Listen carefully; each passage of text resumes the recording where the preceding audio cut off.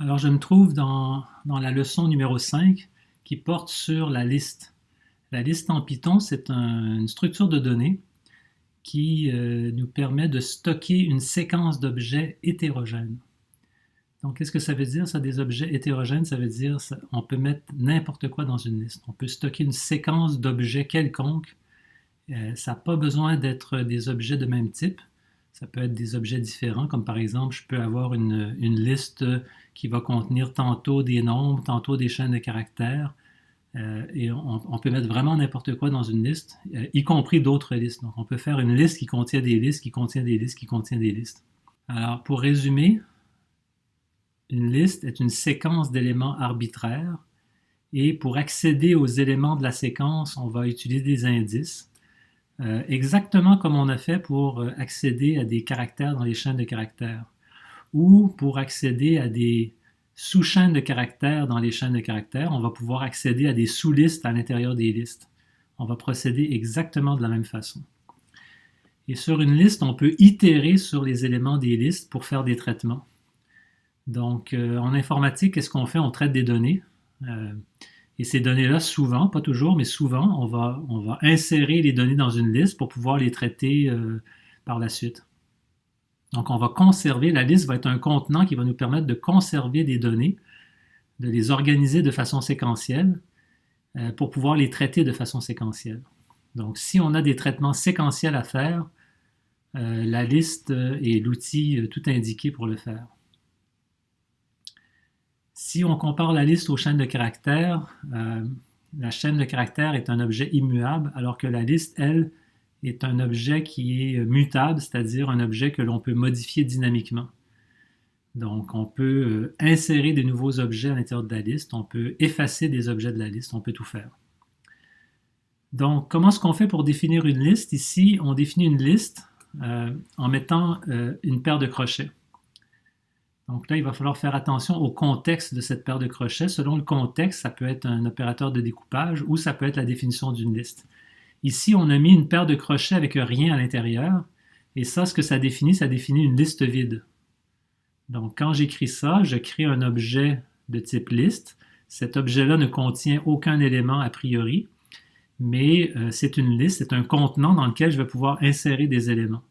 Et donc, cet objet-là, cette liste-là, je l'affecte à une variable que j'appelle ici A. Et de la même façon, je crée une autre liste. Donc, la première, elle est vide. La deuxième, elle contient des objets, notamment des nombres. Elle contient les nombres 1, 2, 3, 4. Et donc, c'est une liste de 4 éléments. Et j'affecte cette liste-là à la variable B. Et donc, je peux afficher mes deux variables. Quand Python doit ajouter, quand Python veut afficher une liste, quand je demande à Python d'afficher une liste, Python va, pour me montrer que c'est bel et bien une liste, Python va utiliser une paire de crochets avec des virgules pour séparer les éléments.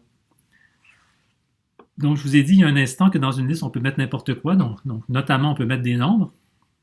Donc ici, Python m'affiche un crochet qui ouvre, donc c'est le début d'une liste, et ça, c'est le premier élément de la liste, c'est le nombre 1, le deuxième élément, c'est le nombre 2, le troisième élément, c'est le nombre 3, et le quatrième élément, c'est le nombre 4. Si je veux accéder au premier élément de la liste B, tout ce que j'ai à faire, c'est de découper ma liste pour aller chercher le premier élément. Donc, je vais écrire B avec une paire de crochets et un indice. Donc, l'indice 0 ici va me retourner le premier élément de la liste B, et cet élément-là, je le passe à la fonction print pour que print me l'affiche à la console.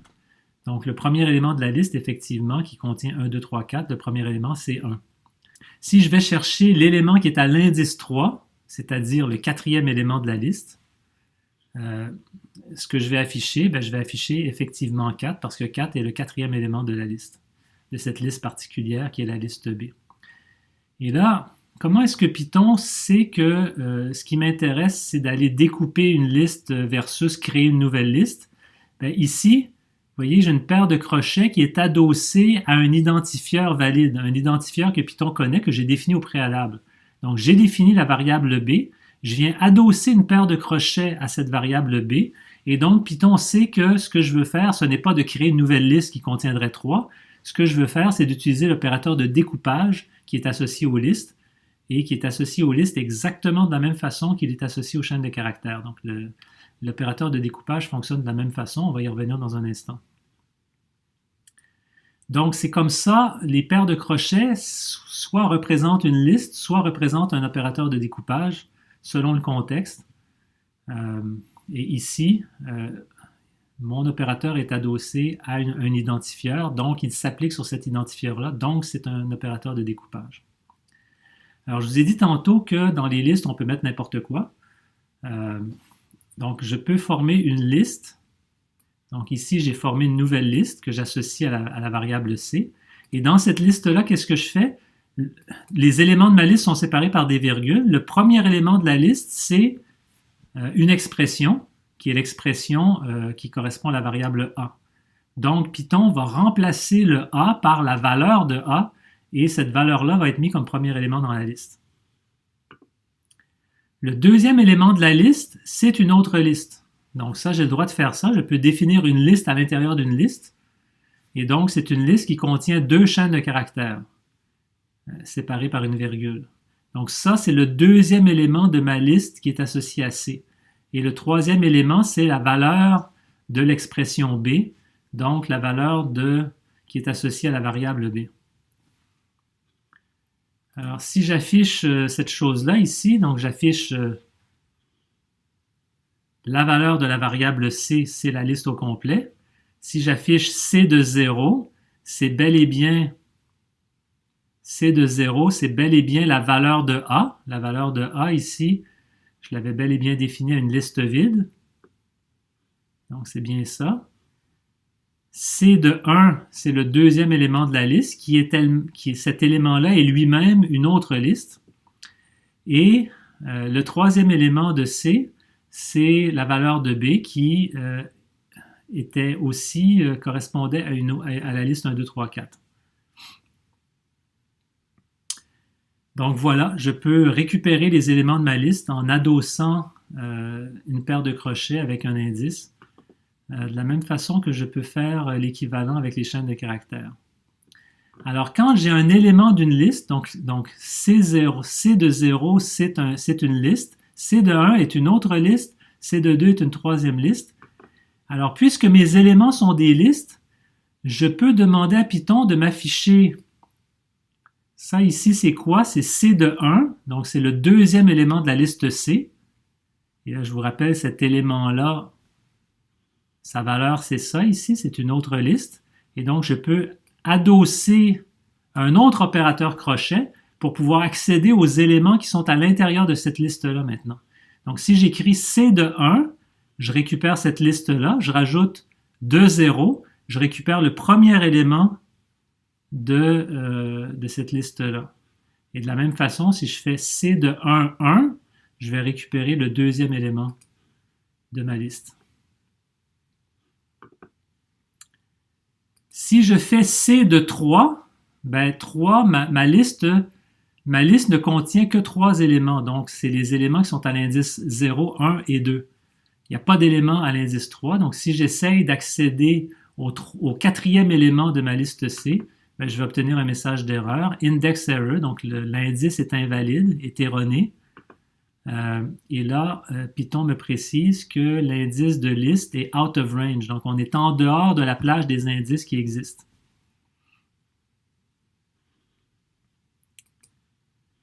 Je peux passer une liste à la fonction standard len qui va me retourner la longueur de la liste de la même façon que ça me retournait la longueur d'une chaîne de caractères. Donc ma liste C, effectivement, contient 3 éléments. Il existe un constructeur de liste. Un constructeur de liste, donc c'est une fonction qui porte le nom de la classe liste.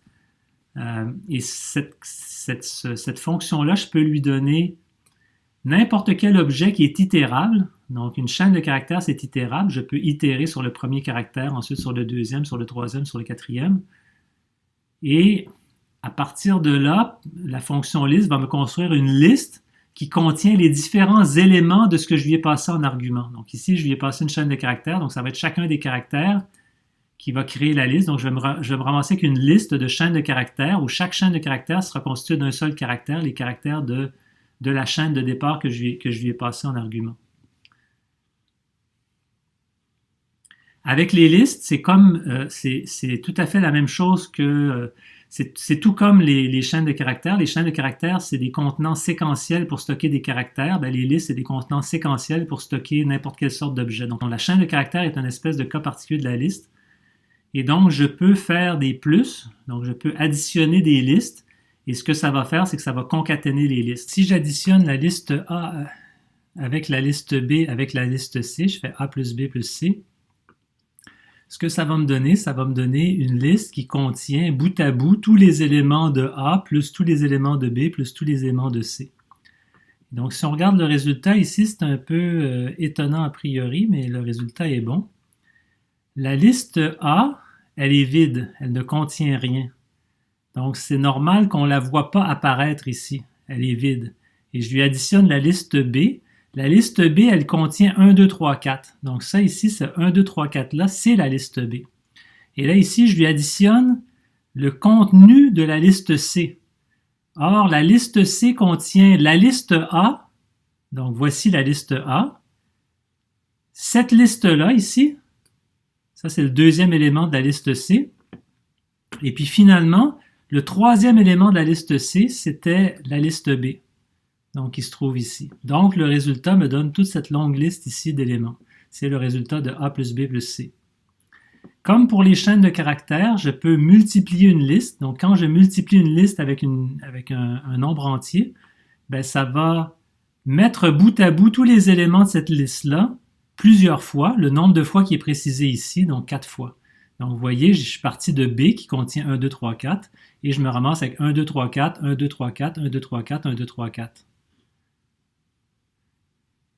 Donc, voilà. Une liste, ça fonctionne comme une chaîne de caractères, mais c'est plus général qu'une chaîne de caractères. Une chaîne de caractères, c'est une séquence de caractères, alors qu'une liste est une séquence de n'importe quel objet.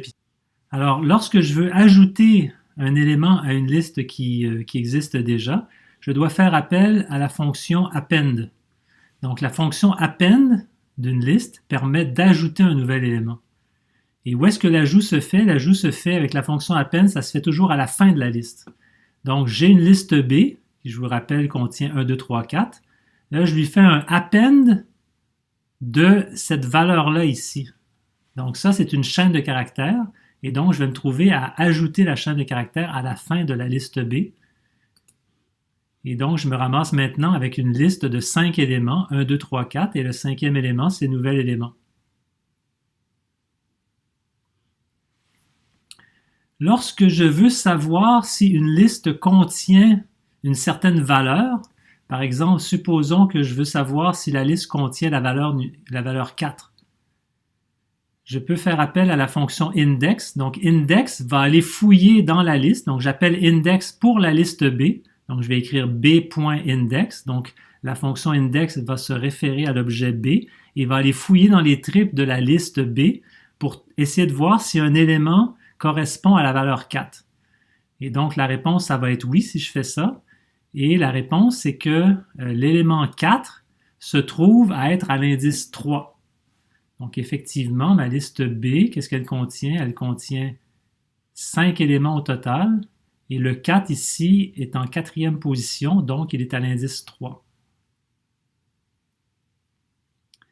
Donc, lorsque j'ajoute un nouvel élément dans une liste avec append, l'élément va toujours à la fin de la liste. Si je veux insérer un élément dans une liste ailleurs qu'à la fin, je dois utiliser la fonction insert.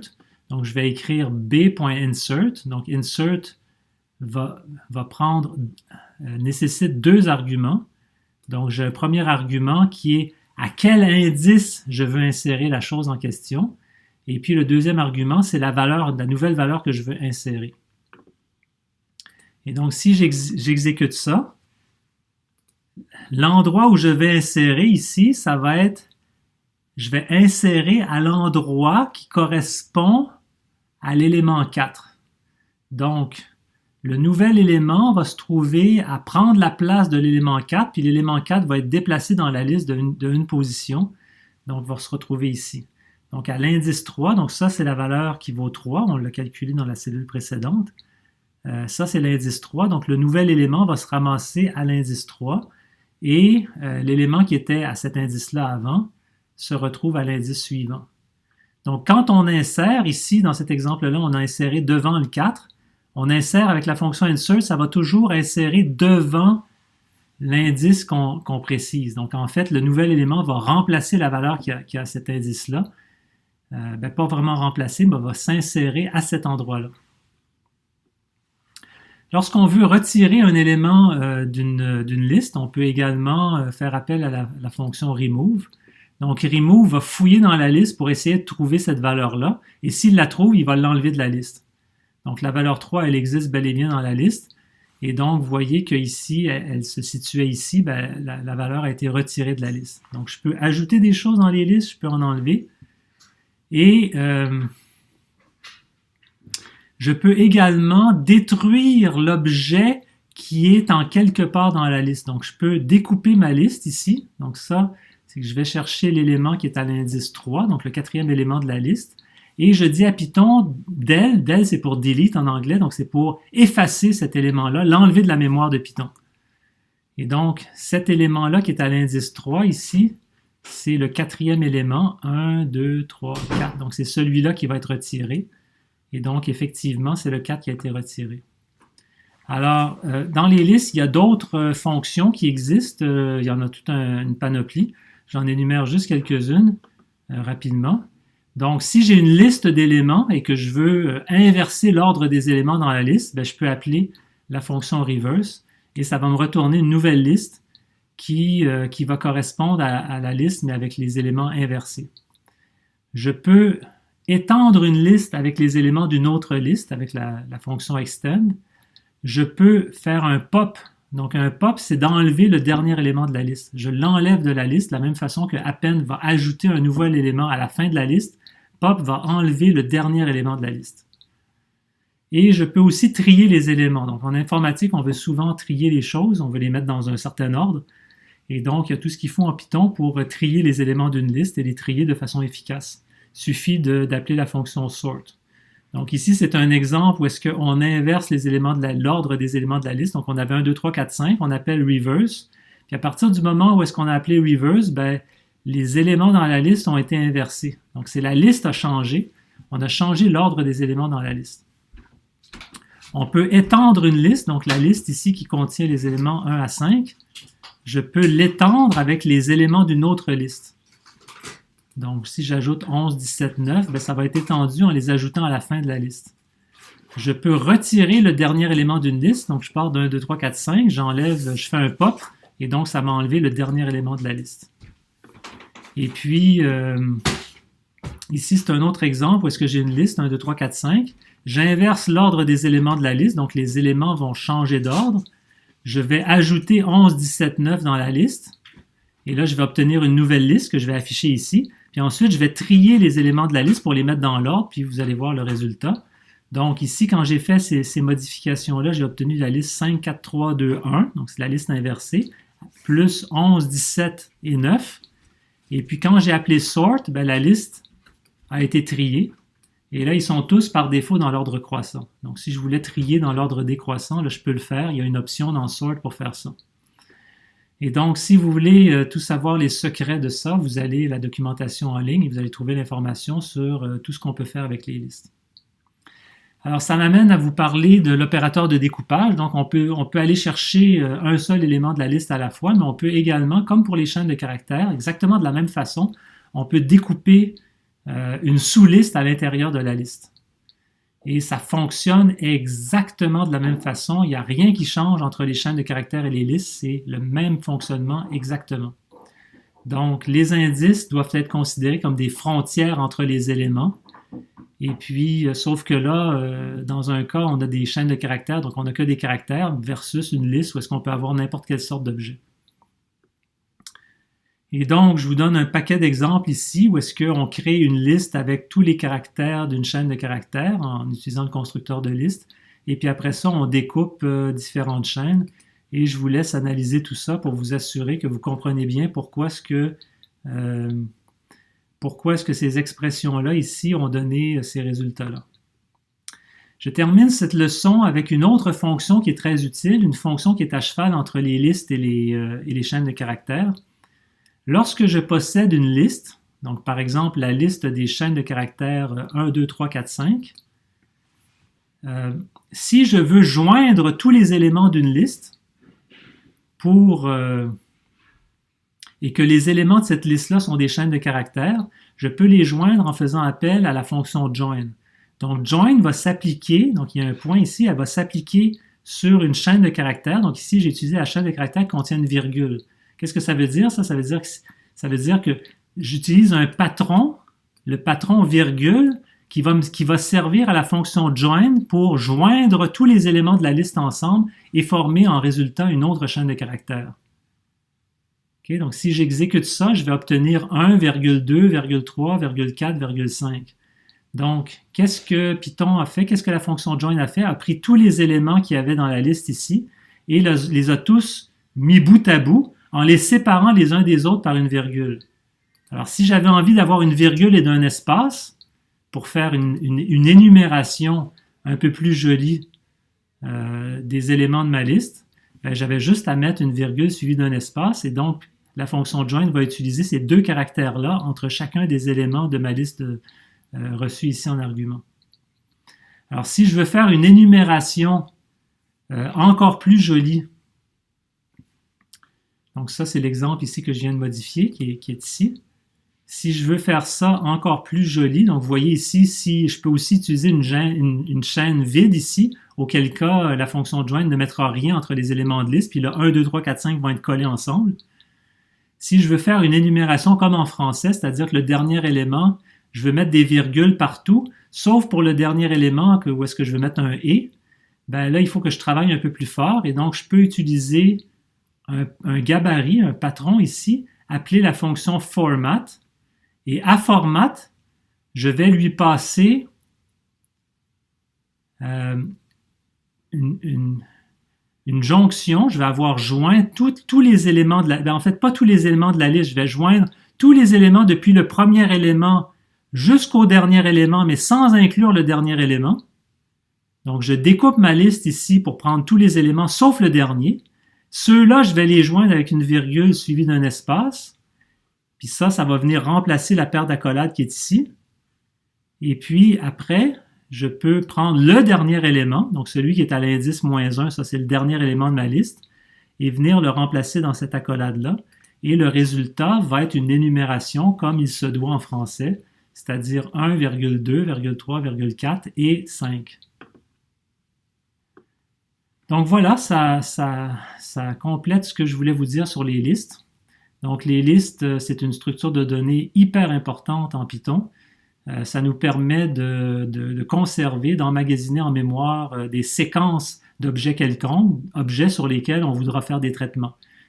Donc on va revenir sur comment faire des traitements sur les objets qui sont à l'intérieur d'une liste. On va y revenir quand on va parler des boucles. On va faire des traitements itératifs en faisant des boucles. Mais pour l'instant, vous savez maintenant comment construire des listes et vous savez également comment les découper. Et c'est pas sorcier. Si on sait découper des chaînes de caractères, on sait aussi découper des listes. Donc, il faut absolument que vous appreniez à découper les choses parce que c'est hyper utile, comme vous avez pu le voir, le constater dans cet exemple-là, où on a fait quelque chose d'assez sophistiqué en une seule ligne de code. Ce qui n'est pas trivial et ce que vous ne pourriez pas faire avec beaucoup d'autres langages qui sont... où est-ce que ça aurait pris un programme de peut-être 10 lignes pour faire la même chose. Donc voilà, si vous avez des questions, n'hésitez pas, le forum est là pour ça. Donc, merci de votre attention et à la prochaine.